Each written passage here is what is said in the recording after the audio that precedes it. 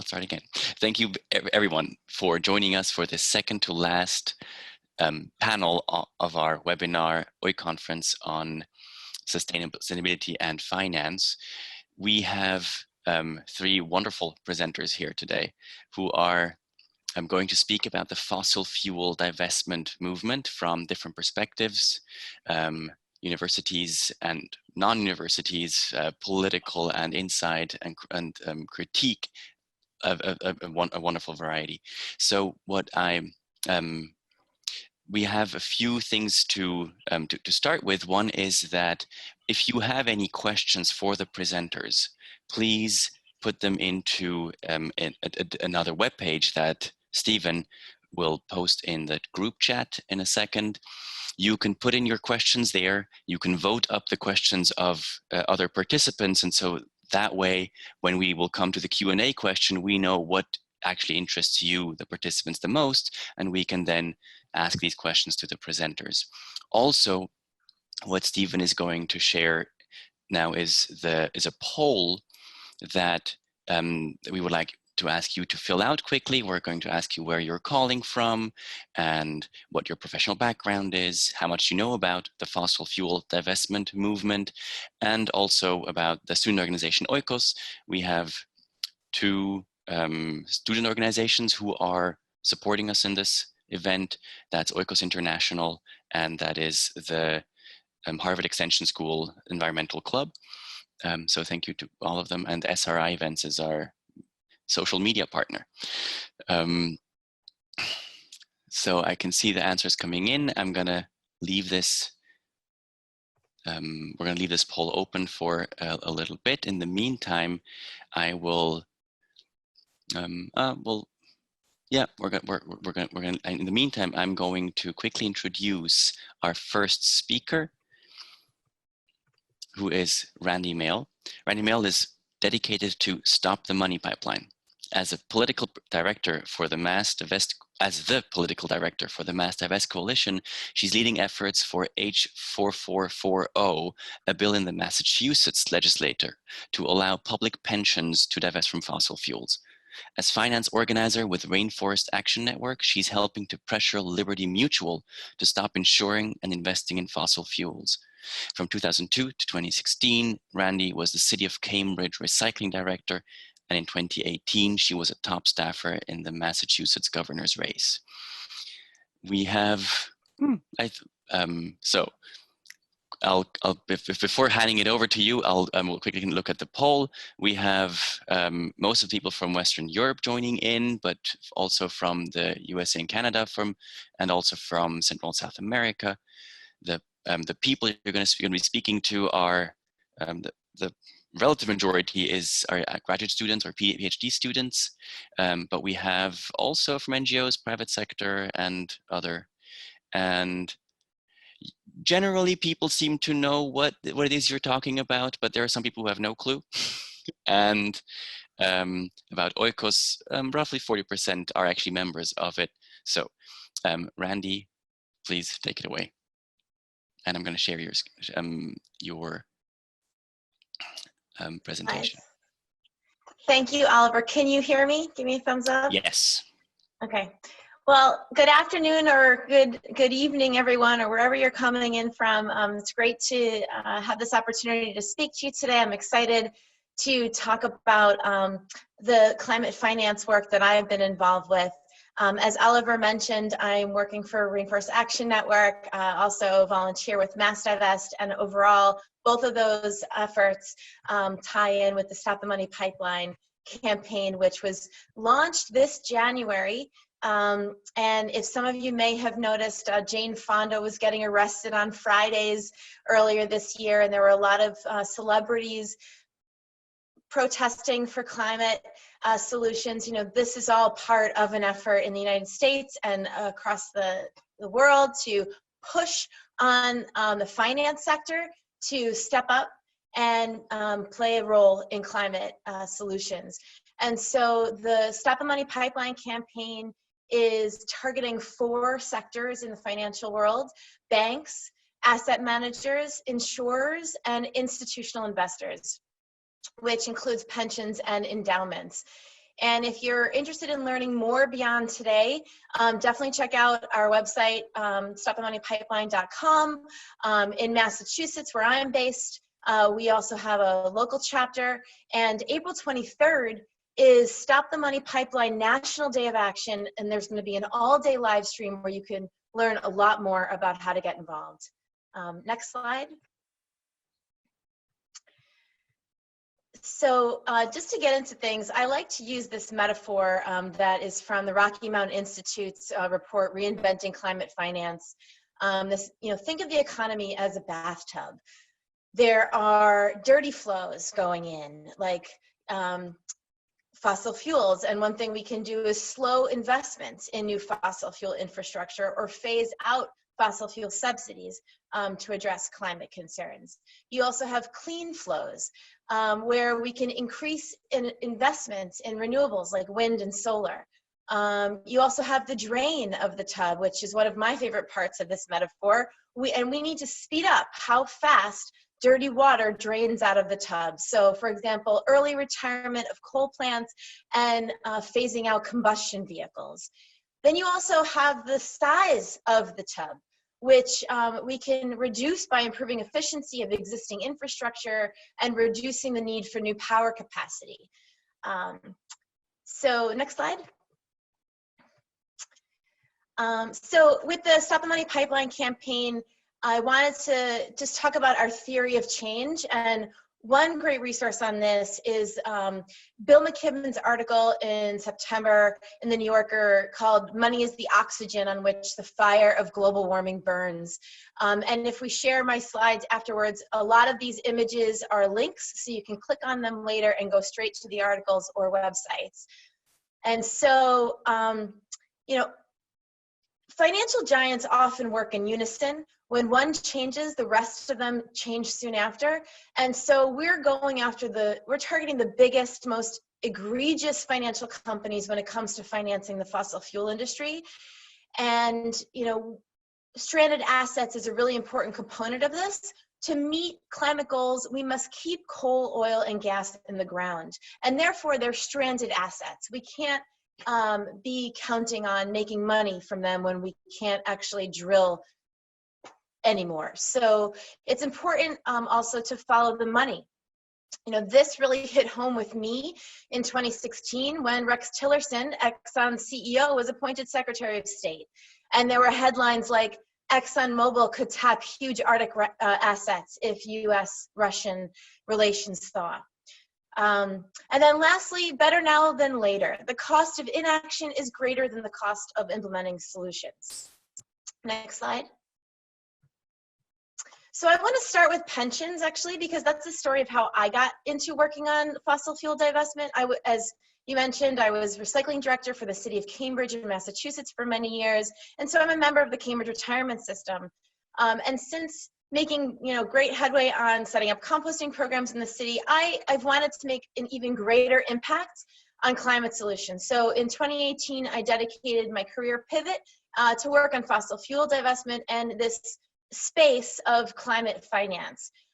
So in Massachusetts, I've been heading up efforts to get this legislation passed, H4440, which would allow city and county pensions in the state to divest. Right now, they're losing money from these investments. I'm also really proud to say that the Massachusetts Attorney General is suing ExxonMobil for misleading investors about the financial risk and impact of fossil fuels on climate change. Also, there's several active campaigns to get pension funds divested in other states, which I've listed here.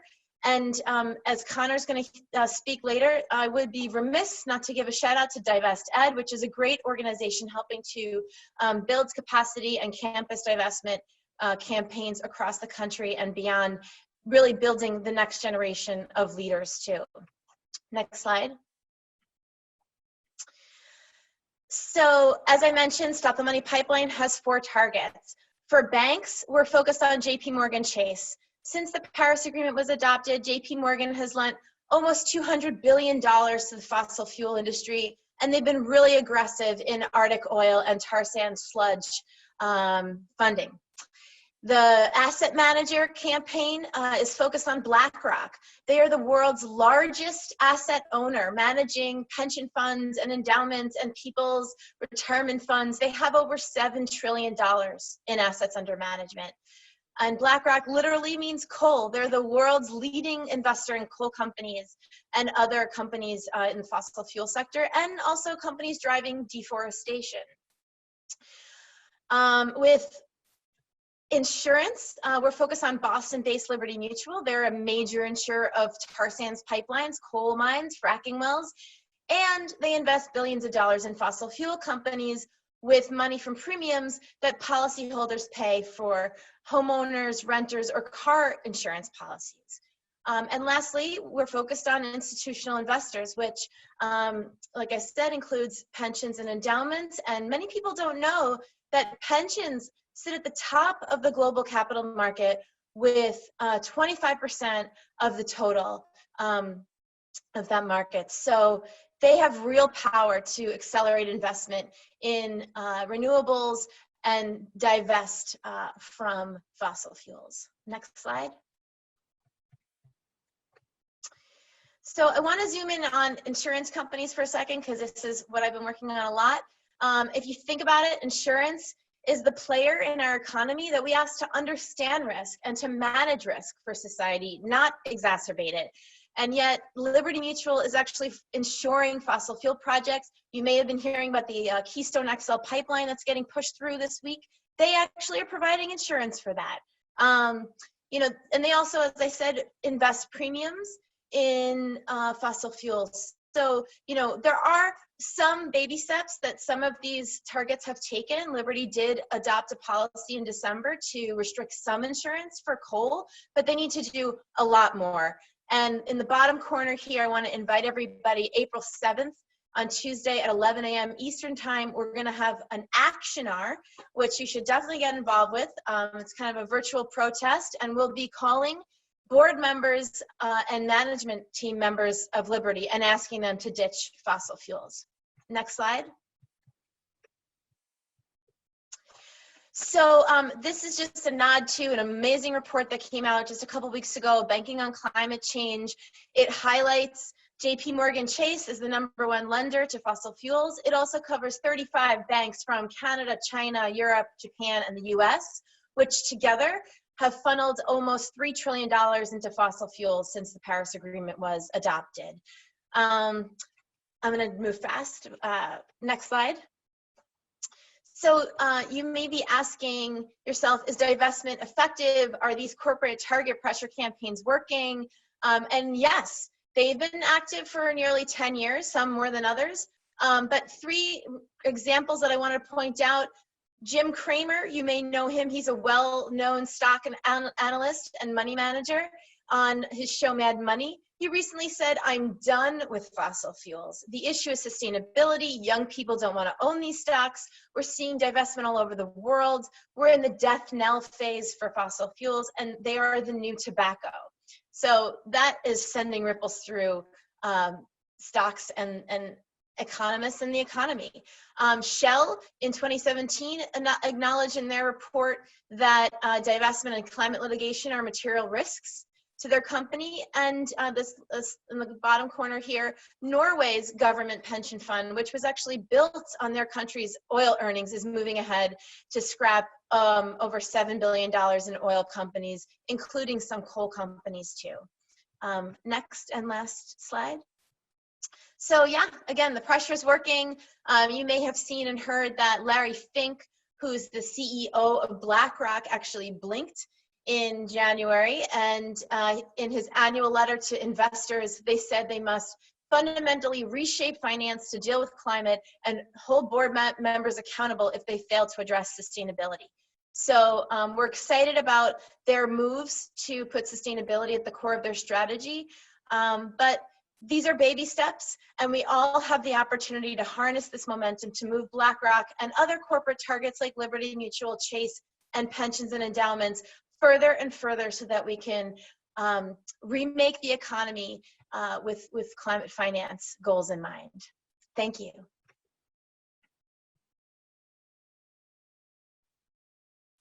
And thank you very much, Randy. That was exactly on time. That's amazing. Thank you very much for this broad introduction into the field. That was great. Next up, we're going to have Randy. Mixing up. Connor Chung speak. Connor Chung is a Harvard first year from Albany, New York, and as an environmental activist, he organizes with Fossil Fuel Divest Harvard, the movement fighting to end institutional complicity in the climate crisis. I'm going to share your slides, Connor, and I'm going to quickly unmute you as well. Oh, yes.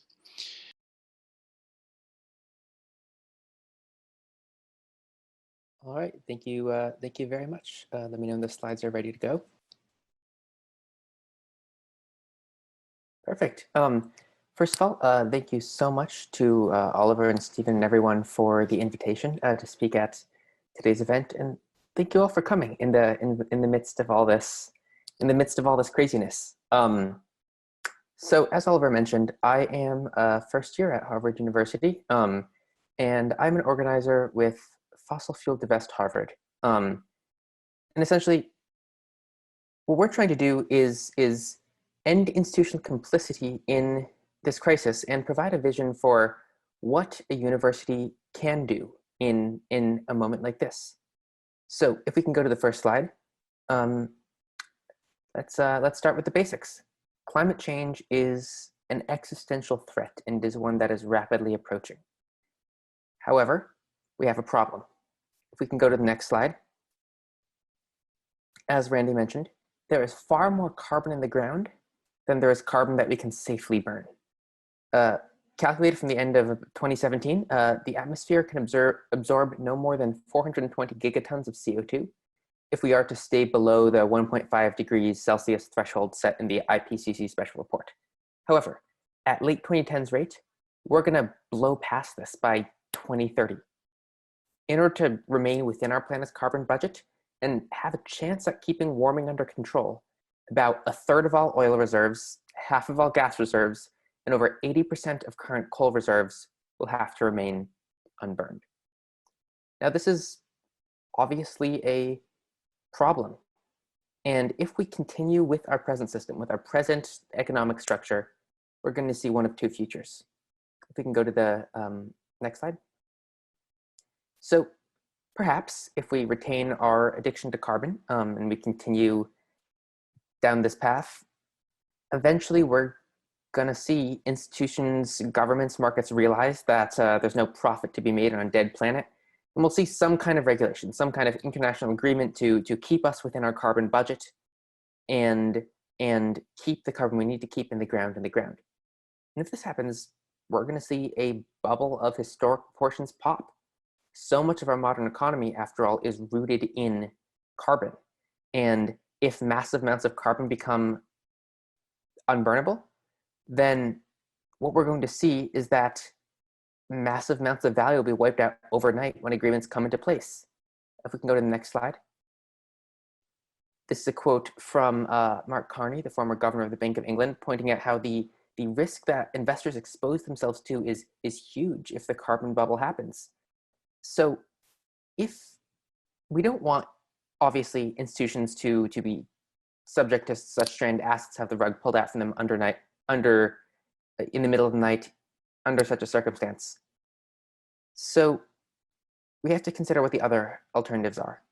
If we can go to the next slide. The other future that we'll see, if we just continue down our present path and don't fundamentally change the system, is planetary destruction. This is certainly what the oil companies want. Take Shell, for example. In 2019, their energy outlook saw no reductions in CO2 emissions from the energy sector through 2040, and no date at which emissions reach net zero. Or take BP. Their climate solutions plan fails to rule out exploration for new resources. Indeed, just 2 weeks ago, they sought to buy new oil resources in the Gulf of Mexico. Or take ExxonMobil. In recent years, they've been actively increasing their investment in resource extraction. In 2018, every single fossil fuel major invested in projects not compliant with Paris goals. This isn't an industry that is going to be leading a transition. It's an industry betting on extraction for generations to come. So there's a key tension then between the fundamental business model of the fossil fuel industry and the sort of steps necessary to preserve our planet. Their success relies on burning more. Success of the planet relies on burning less. In starker terms, the continued success of the fossil fuel company is incompatible with a livable future. And as long as financial institutions provide the industry with the social and economic capital they need to carry out this extraction at any cost, they're complicit. So how do we avoid the dangers of these two paths? How do we avoid a ruinous carbon bubble? And how do we avoid planetary destruction? Well, first, let's take a step back. If we can go to the next slide. So this is a photo of Harvard students in the year 1985. The year that they marched, the horror of apartheid was gripping the nation, and students on campuses around the world were seizing on a key tactic, divestment. By withdrawing funds from the apartheid regime, the idea was that colleges and universities could choke off the flames of injustice at their source. If it's wrong for interests to violate basic human rights, the logic went, it's wrong for our universities to profit from them. If we can go to the next slide. It worked. As figures like Mandela, Tutu, and de Klerk acknowledged, divestment was a key factor in bringing about the end of apartheid. Since then, it's come up many other times. It was a key factor in ending the abuses of the limiting the abuses of the big tobacco industry. It was hugely important in bringing attention to the genocide in Darfur. And that's because it's effective. If we can go to the next slide. Let's now talk about how people start to apply this proven tactic to the climate. So it's obvious that fossil fuel companies were never going to fix this problem on their own. This is an industry with a history of lying to the public, smearing academics, distorting the truth. They've quite frankly lost their chance to be good faith actors. When rapid decarbonization is a scientific necessity, this isn't an issue where we can wait for incremental change within the system. We need to upend a broken system. So one of the ways that has been proposed to take that on is through divestment from fossil fuels. In 2012, in an essay in Rolling Stone, Bill McKibben, whom Randi mentioned, kind of got this ball rolling. The idea was the same. If it's immoral for these companies to destroy our planet, it's immoral to profit from them. And originally, this was a campaign to take place in the moral arena. By stigmatizing the fossil fuel industry through divestment campaigns, institutions could strip it of its social license to exist. But increasingly, it's becoming an ever more powerful economic struggle too. We can go to the next slide. So since 2014, the fossil fuel industry, here's a graph of the Dow Jones Oil and Gas Index, has lost a massive amount of value. We can hardly claim credit for this alone. There are a variety of reasons, from changing global trade patterns to increasing competition from green energy to the higher cost of extraction of certain new resources to investors realizing that fossil fuel investments just don't make sense in the long term. But as funds worth trillions of dollars combined have jumped on board divestment, it is without a doubt one of the many contributors to this progress. As Randi mentioned, you don't have to take it from us. You can take it from the fossil fuel companies themselves. Shell, as Randi was saying, cited pressure from the divestment movement as a material risk in its annual report. Peabody Energy, one of the largest coal producers, formerly one of the largest coal producers, disclosed divestment as a financial risk shortly before it went belly up. Indeed, there are fossil fuel industry lobbying groups that have websites dedicated to debunking our group, Fossil Fuel Divest Harvard, spending large sums of money to try to take us on. So if we can go to the next slide, we think this campaign has a special role on university campuses. Universities and colleges are institutions devoted to future generations, and so they have a special duty to lead the way in protecting a livable future. And in the years since the divestment movement began, a lot has changed. On one hand, certain administrators remain intransigent. We hear that the endowment shouldn't be used to take sides when, in reality, continued investment is just as political as divestment would be. there are administrators who say they'd rather retain their holdings and change the system from within, ignoring the fact that shareholder activism has little track record of actually bringing about divestment. Or some people say that, the experts don't agree, forgetting the fact that 90% of Harvard's own faculty has called for divestment. But on the other hand, we've made real practice. The photos above are our own small contribution to this broader struggle. This was a protest that took place at the annual Harvard-Yale game when 500 students stormed the field to demand fossil fuel divestment, and we drew headlines around the world. And increasingly, what we're trying to talk about is what can a better future look like?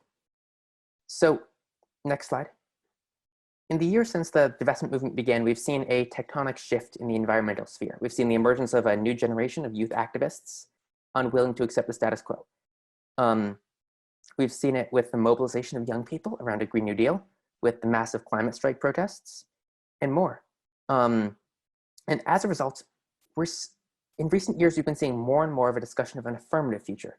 What is a positive vision crafted by those who will live it? So if we can go to the next slide. So what is a better world? It's a vision for us of a just transition. If we do succeed in preserving a workable future, then some kind of transition, some kind of broad decarbonization is inevitable. But it's not inevitable that it'll be just. It just as easily could be a new age of climate austerity. We think it's important to ensure that we uplift those marginalized in the current system and reinvest in green innovation, take the capital currently in fossil fuels and put it towards the technologies and businesses that'll help us get to a stable future. We want to empower a future generation of leaders and citizens. And this is institutions like universities have a massive role to play in making this happen. Harvard at the close of 2019 had $40 billion. That's a lot of financial power that can be put to good use. The problem right now is that influence is unaccountable and unresponsive to those whom it purports to serve. But if our institutions decide to use their power for good, they can be climate leaders, helping to make this vision possible. Somewhere like Harvard has the potential to use divestment as a first step to building something greater, to moving us towards this future, to leading the way on this pressing topic. And so at moments like this of great societal strife, we have a rare opportunity to enact lasting change. And so as dire as it may seem, a better future is within our hands, and we'll be pushing for that on campus through our work. Thank you. Thank you very much, Connor, for this student perspective on the fossil fuel divestment movement, and specifically on what is happening at Harvard, also on campus. That was a fascinating number. 90% of faculty voted in favor of divestment. That's fascinating. I'm really hoping that we're going to get more into questions, Q&A. Please, everyone, put your questions into the link that, or on the page that Stephen has shared 2 or 3 times by now, so we can get further into these questions. What we have, the next speaker we're going to have now is Marjan Fadavi Ardekani. She is joining us from Iran. So, and she mentioned there are some issues with the VPN to join. So there might be, her presentation might look a little different because of this. But what she will be able to, or what she will show us is a more of an inside perspective from an institution of higher education, which has decided to divest. And I'll quickly introduce her. Marjan is a PhD candidate in economics at the New School for Social Research. She has been a research assistant for the New School Advisory Committee for Investor Responsibility since 2015, where she's performing different tasks in arranging committee's focus, agenda, and advisory tasks for responsible investment. Her academic area of focus is development economics, complexity economics, economic ethics, methodology, and philosophy. Marjan, are you able to show your screen in one way or another? And I'll quickly unmute you as well. I'm already doing it. Just a sec, sorry? Do you have my video? Can you see me now? Yes, you're pretty Hear me? quiet. Hello. Yes, that was great. Easy, right? Ooh, Okay, you're- shall I start? yes. You might want to go slow with speaking because I think the connection is not perfectly stable. Okay, let me know if it is too bad. Okay. Okay. So hi everyone, my name is Marjan. I'm a research assistant for Advisory Committee for Investor Responsibility at the new school. I'm going to briefly tell you about what ACIR is. I'm representing this committee here, which in itself represents the whole new school community in a unique way. So in this very short 10 minutes, I'm going to talk about three main issues, which I think is relevant to the topics of this panel. Here, as an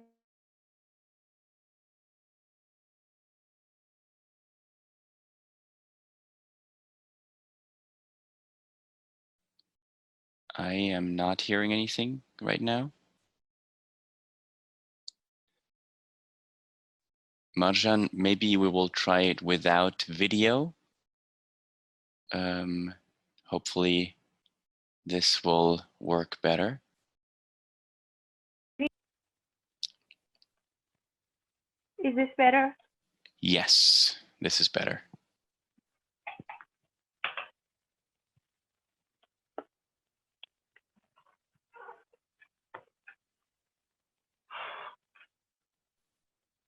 Hello? Hello, yes, sorry, yes, this is better. Okay. Please go ahead. Okay. So sorry. So the second issue is a brief review of divestment in new school. And the third is a very innovative tool that can actually be used by different institutions in their divestment initiative. So first, a little bit about what ACIR is. So ACIR stands for Advisory Committee for Investor Responsibility. This is a committee which was established in 2009 in the new school in response to a very broad interest that arose at that time with regard to transparency and intelligibility around ESG issues.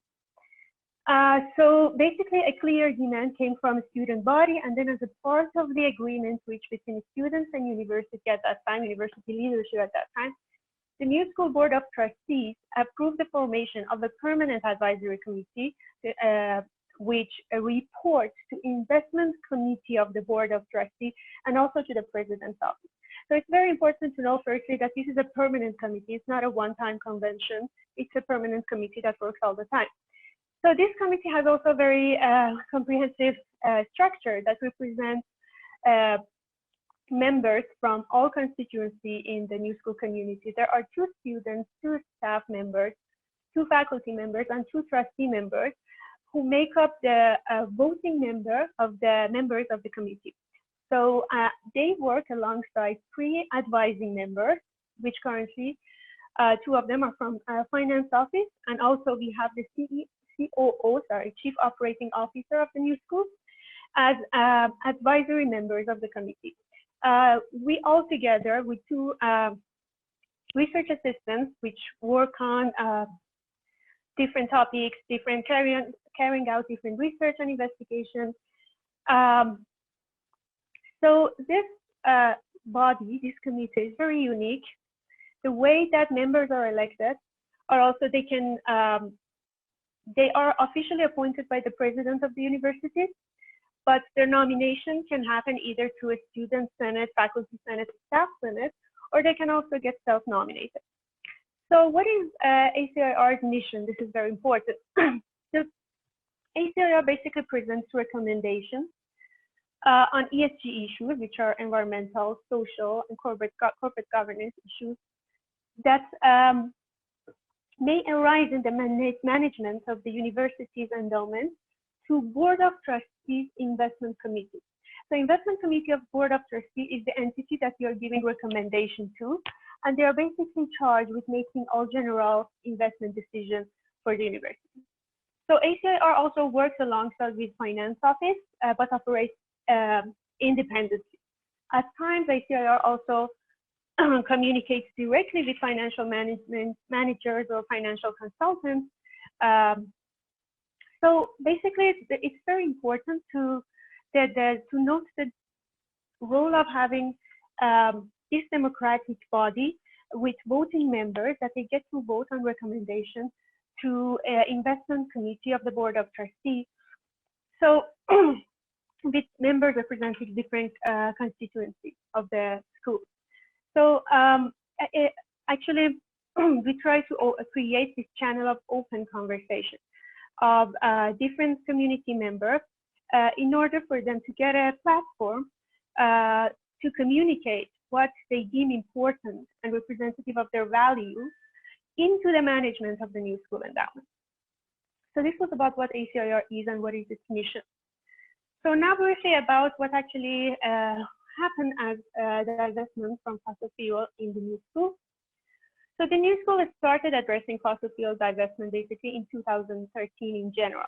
And this led to ACIR's involvement in this area. And then ACIR released its climate change action plan to the university community during 2013-2014. And it was in 2014 that the university's board of trustees adopted a climate change policy involving fossil fuel divestment, which was combined with approval for the endowment management to explore investment in environmentally beneficial entities as well. So in 2015, the new school actually became one of the first universities to commit to divest its endowment of fossil fuel. And this initiative was not only about removing all the dollars from directly held fossil fuel assets, but also it was a multifaceted initiative that goes toward climate change through different aspects like university addresses through university facilities, curriculum, food services, among others. So since then, actually, the new school has reduced its fossil fuel holdings to a significant degree. So these numbers are being reflected in ACIR's annual report each year. So for example, as of December 31st, 2018, the new school fossil fuel holdings are 0.5% of the new school's endowment, which compares favorably to benchmark indices. Here, for example, with MSCI ACWI, which the corresponding number for it is 2.16%. So the university also took this commitment a little bit further by making an investment of 0.9% of our endowment in renewable energy. More recently, we know that the university has taken this even further by investment 1% of its endowment in a climate change fund. So what was the role of ACIR here? And ACIR was actively involved there in different processes of fossil fuel investment, but it actually played a major role in bringing voices of student, faculty, staff with finance office and also investment managers, and more importantly, with the investment committee board of investment committee of board of trustees. So it was very important, especially because we had a very enthusiastic trustee member on our committee, Divest Longstreet, who was very influential actually to getting the voice of other constituencies to the actual decision makers. So it's having a platform of democratic and open conversation with actual voting power for even when we don't have an executive power, but we have advisory power, that can be quite important in fossil fuel divestment. The third issue that I want to talk about is that beside ACIR's involvement in an useful actual commitment to divest from fossil fuel, it also came up with an innovative tool to push this a little bit further. This tool has actually came up by a previous research assistant, Brand Weather. So it is called NSEmit. which stands for New School Emissions Measurement Investment Tool. So NSMIT, what is NSMIT? NSMIT is a measurement tool, which is useful for tracking the reduction of fossil fuel and the investment in renewable energy, and it should be utilized annually to track and compare university and other nonprofits' progress over time, and also across academia. So it's an innovative tool in the sense that it is designed to be very straightforward, with a great ease of use, because the whole information goes to one number, and this number works relatively like a credit score. So basically, the number, the output of NSMIT, denotes an organization's current position on a good to bad spectrum. And it's very easy for comparison between institutions. Also, it's quite accurate on different grounds. It assesses all stocks, whether held directly or held indirectly through mutual funds or different pooled vehicles, and also try to weigh each of these stocks per the greenhouse gas emission of their activities. And also it allows green energy assets to offset the fossil fuel impact. So in this sense, this tool is trying to be quantitatively, environmentally, financially accurate. It's also comprehensive in the sense that it considers complex securities as well. So complex securities which are only usually partially invested in energy assets, they're also being included in this calculation. So in this sense, it can be quite comprehensive as well. So the score range varies in a range of plus 100 to minus 100, but it can also go through a normalization to rather concise limits. And the more negatively you score, basically, sorry, the higher you score, the more negatively you are your investment impacting the climate change. So you want to have a low NSMIT. So the lower the NSMIT score, the better you are doing environmentally. So for example, for New School, I can show you this data. For New School, during the time of its fossil fuel divestment, so you can see that the NSMIT score calculated for the New School from 2013, which was 1.88, goes to 1.14 in 2014, then 0.51, and then in 2016, after fossil fuel divestment, it became negative, so minus 1.02. So also another way of using NSMIT quite usefully is to actually compare it against some benchmarks. So here you can see 3 benchmarks: S&P 500, MSCI, and also MSCI Europe. And you can see New School represented by the blue line. So you can see how the range of NSMIT change for New School differs from other standard benchmarks. So I think I'm running out of my time. So yeah, that was a quick introduction of a tool that can be actually used by different institutions which are interested in assessing their impact of their investments in fossil fuel. And we will be very happy to give you more technical details if you are interested. So information on is available in our website. I will share the slides with you. In one slide, I'm providing the ACIR's website address and also email address of people that, in case you're interested, you can get in touch with to know more. Great, wonderful. Thank you very much, Marjan, for this introduction to both the institutional way in which you work in sort of the New School, and also this tool that might be useful for others to maybe even for trying to actually use it as a communication tool of we need to make these institutions change. I'm going to go over 2 questions. We have roughly a little under 10 minutes to actually have questions. So the top rated question that we have here is, how can I get my university to divest? So there's somebody who hasn't organized a student group before but wants to get involved about this. I'm going to expand it to also the question of just in general, how to get involved in divestment in general. And I'm going to combine it with another question, which is, to what degree do you think that it is necessary to protest, to disrupt, or to use other peaceful or non-peaceful means to force institutions to change? So how would you get involved? Also, why get involved in this? To all three of you.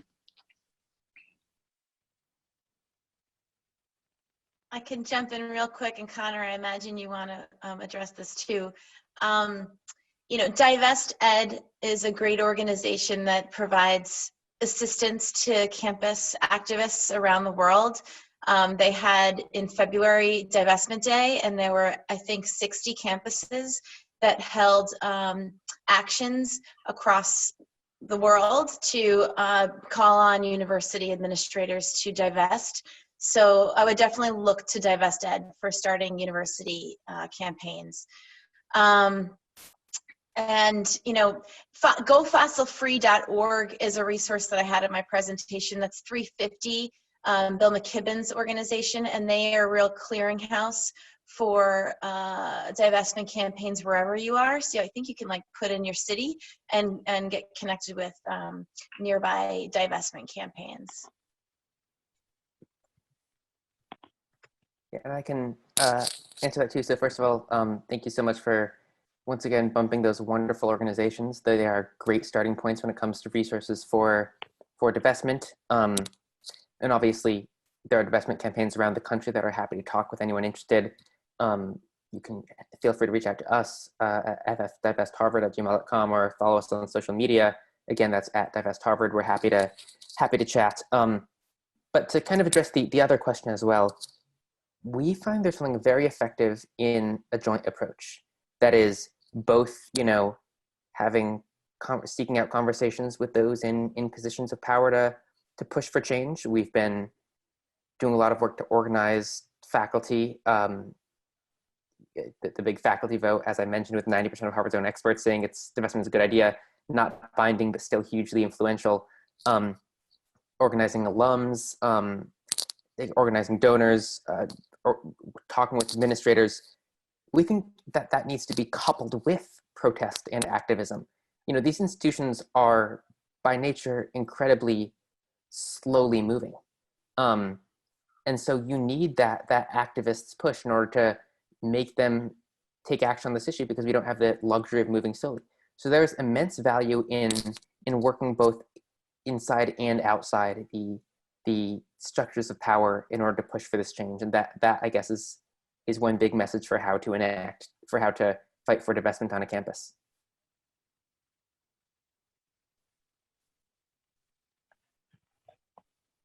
Okay, if I may, do you have my, can you hear me? Yes. Okay, so if I want to just like, I mean, the whole point of my presentation was also like kind of answer to the question that like one, I mean, based on my personal experience of working with ACIR and at new school, I think it's very important to first try to create a permanent platform to be able to channel democratically like voice of different constituency of a university or an organization. So it's very important, and it is worth it to first try to build a committee with a similar organization with some sort of voting power, enabling you to work together with different members of community. So I think that will be quite helpful as a first step. Great, wonderful, thank you. We have loads of more good questions, but I'm going to have to leave it at one more. The second most asked question is about how does one validate whether divestment actually happened from the outside? So this one was specifically towards Randi, but I think we can actually also expand it to Connor and to Marjan to ask about how does one actually get to know whether, for example, BlackRock's portfolio has been divested or not? And also, maybe specifically for Marjan, would NSMIT be helpful in this as an outsider, or does NSMIT only work when you actually have internal data? Maybe, Randi, you might want to, Yeah, sure. Marjan, please go ahead. Okay, sorry. Yeah, NSMit, you need to have the data, so you need to have worked actually technically with data in detail, so it's not going to be useful like for an outsider. But again, like again, creating some tools for accountability, which again can happen through like having a body of advisory and also like overlooking a decision making permanently. I think that is very important because it should not be a one-time thing to divest. There should be this ongoing back and forth and channel, and people can come and ask for accountability from different constituencies with the representatives. So I think again it's quite useful. But unfortunately, NSMit cannot be used by an outsider. But it's still like students or different members of community can demand their institution to use NSMit or something with similar power in order for them to be able to track how their institution is doing in the reduction of their impact.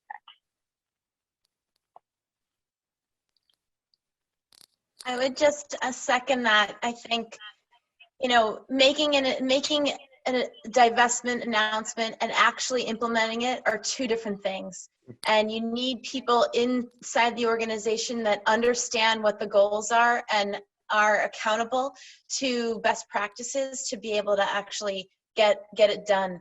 And I think, you know, as investors, we all need to be continuing to put pressure on these asset managers and on the money managers that are actually making these day-to-day decisions. There's definitely been concern in the, you know, ESG world, environment, social, and governance. That's what they call it within investment, to get on the same page with consistent standards on what the E means, what the S means, what the G means, and because there's a lot of greenwashing out there.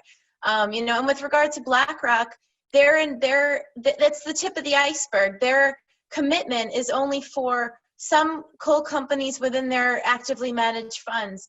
I think 80% of their funds are passively managed, and they need to be pressuring the index companies that are, you know, making these investment choices with algorithms. They're not even live people making these decisions. So, you know, it has to be a whole new area of expertise that a company invests in their people and invests in the decision that they made.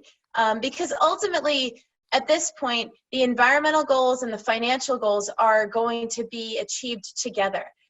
Divesting is financially responsible, as we've seen time and time again with many, many studies that are comparing fossil inclusive funds and fossil free funds. The fossil free funds, even now with the market crash going on with Corona, funds are still performing better fossil free. So that's a really important piece I want to mention.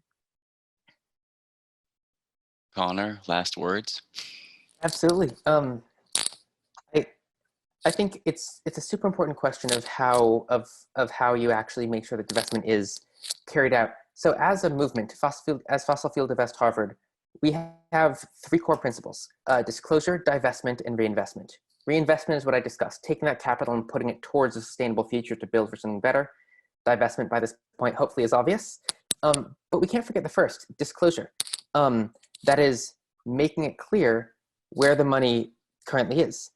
We need transparency in order to make sure that something happens, to hold them to it, to make sure they don't cheat.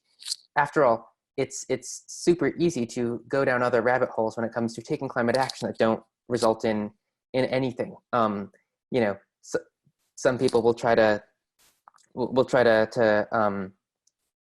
not go all the way on divestment and instead try to push for fossil fuel companies to be better, when in reality the fossil fuel industry spends like 1% of its free cash flow on renewables research. That's more greenwashing than it is actual development.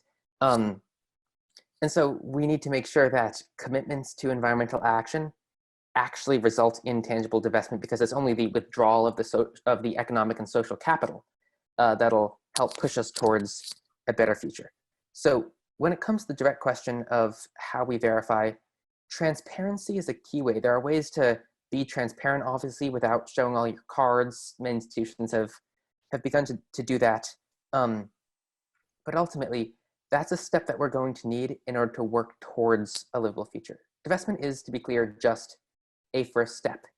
There are many more things that need to happen in order to bring about climate justice, but it's an essential first step, and one that our institutions are, and one that our financial institutions have a unique ability to do, or to not do, to stand with our generation or to stand against it, to decide they will use their power for good or simply be complicit in the injustice that is the climate crisis. Thank you very much to all three presenters, Randi, Connor, and Marjan. This was a fascinating discussion, and please do feel free to also add your kind of contact. So some people might have follow-up questions that they can get in contact with you into the chat if you want to. I'm sure you also have web pages that people might be able to go and look at other things. So please do that. Thank you very much for this, for these engaging presentations and this and these answers. And we hand it over to Stephen quickly. Thanks, Oliver, and thank you to all of our participants and to our amazing panel. It was really enlightening to me about this very interesting and exciting movement. What we will do now is take a short break, and then we will be coming back to have a really exciting discussion where we open it up to the audience to participate and network and break out into smaller groups so that everybody can get the chance to share what they've been learning about and participate. So let's give it about 5 minutes. We'll be back. And yeah, please stick around. Thank you again.